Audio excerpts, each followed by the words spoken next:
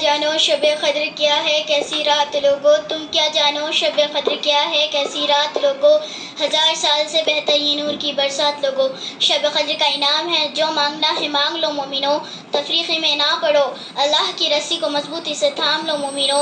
جناب صدر، محترم اساتذہ اکرام اور میرے عزیز ہم مکتب ساتھیوں، السلام علیکم۔ مجھے آج جس موضوع پر لب کشائی کرنے کا موقع ملا ہے وہ موضوع ہے شب قدر۔ ساتھی، رمضان المبارک کی ایک رات شب قدر کہلاتی ہے جو بہت ہی قدر و منزلت اور خیر و برکت والی ہے۔ اللہ تعالیٰ نے اس رات کو 1000 مہینوں سے افضل قرار دیا ہے۔ شب قدر شریف و برکت والی رات ہے۔ اس رات کو شب قدر اس لیے کہتے ہیں کہ اس شب میں سال بھر کے احکام نافذ کیے جاتے ہیں اور فرشتوں کو سال بھر کے کاموں اور خدمت پر مامور کیا جاتا ہے۔ احادیث میں اس کی بہت سی فضیلتیں